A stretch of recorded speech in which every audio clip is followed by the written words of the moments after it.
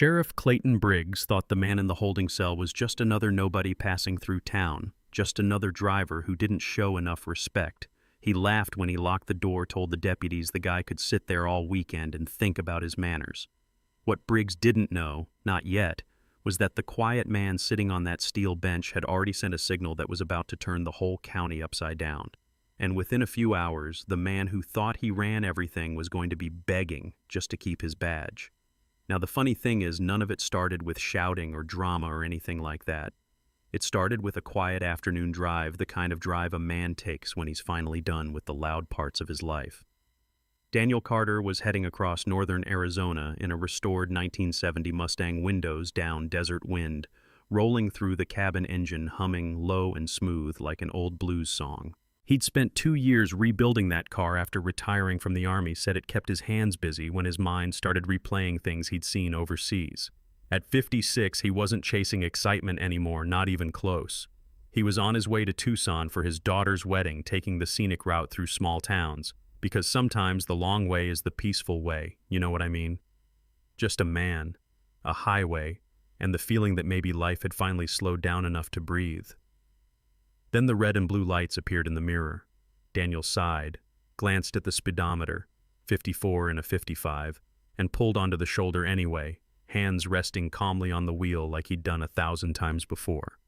Old habits stick around. Some lessons you learn the hard way, and once you learn them, you don't forget. Sheriff Briggs stepped out of his cruiser like he owned the road itself. Big man mirrored sunglasses, chewing gum like he was working through a personal grudge. He leaned down at the driver's window and looked Daniel over, slow, the kind of look people give when they're trying to figure out how you ended up somewhere they think you don't belong. "Nice car," Briggs said, tone already halfway to an accusation.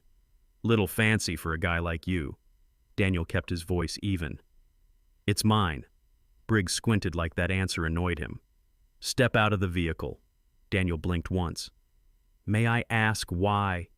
The sheriff's smile disappeared. "Because I said so."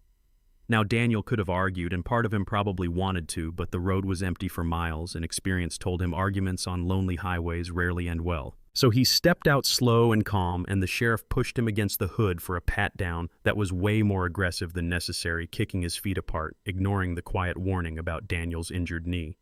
When the search turned up nothing, Briggs moved on to the car. Sheriff Daniel said evenly, "I do not consent to a search." Briggs froze like he'd just heard something funny.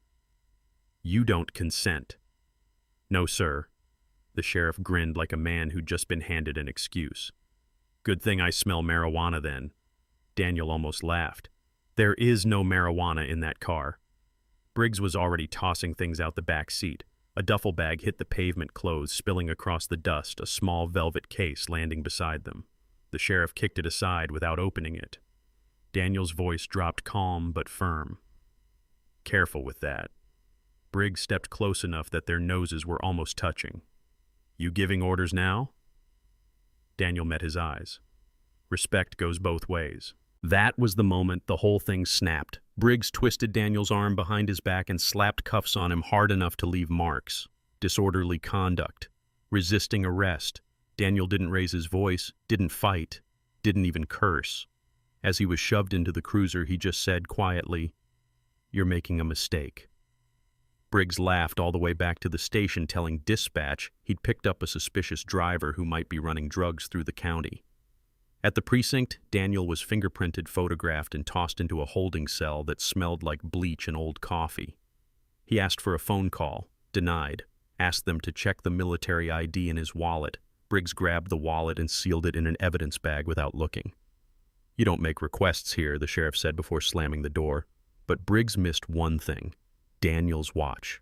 It looked like a regular pilot's watch, the kind aviators like, but it wasn't regular at all. When the hallway went quiet, Daniel twisted the crown and extended a tiny antenna no bigger than a toothpick. A silent signal shot into the sky, coordinates and distress code riding a satellite beam all the way to a secure monitoring network on the East Coast. Meanwhile, in the front office, Briggs had Daniel's duffel bag spread across the desk like a yard sale. "Let's see what our mystery traveler's hiding," he said, opening the velvet case.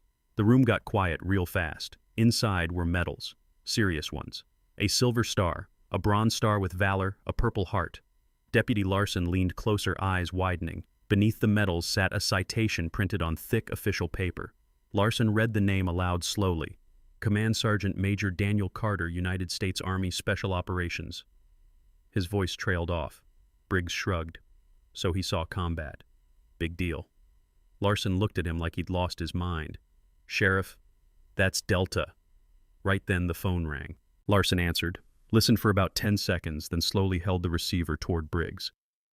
It's a general. Briggs rolled his eyes and took the call. Sheriff's Department. The voice on the other end was calm, cold, and carried the kind of authority that doesn't need to shout. This is Lieutenant General Thomas Hale.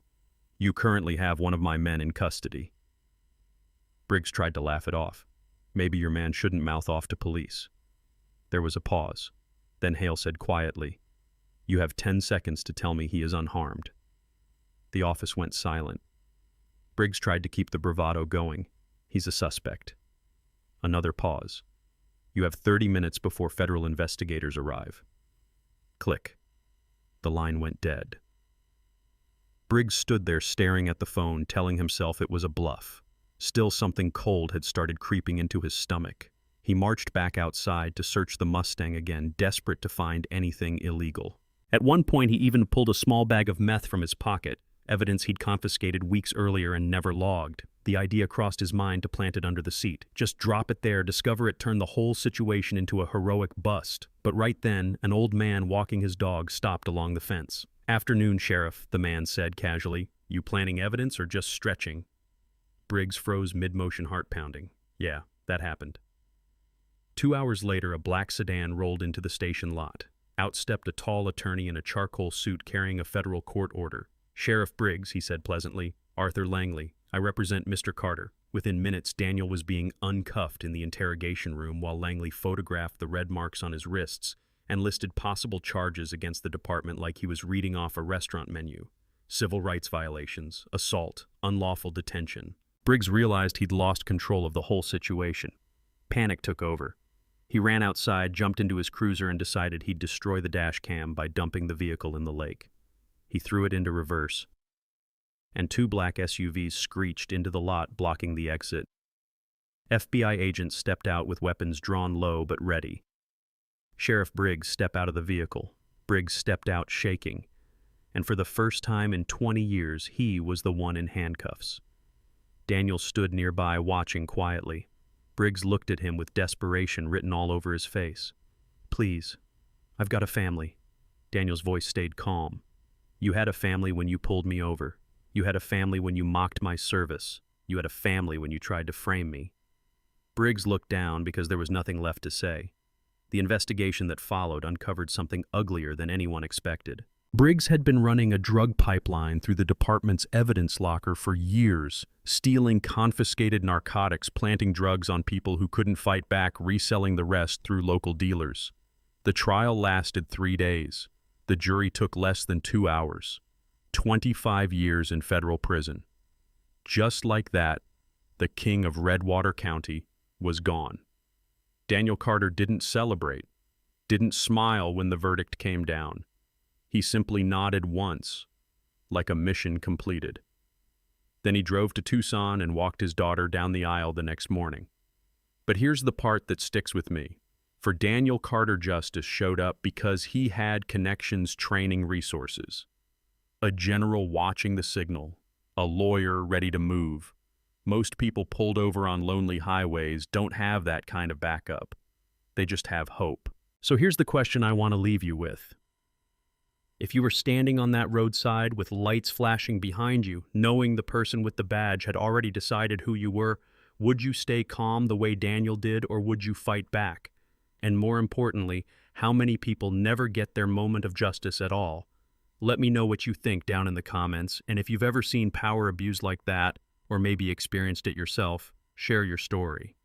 Conversations like this matter because the only thing more dangerous than corruption is silence.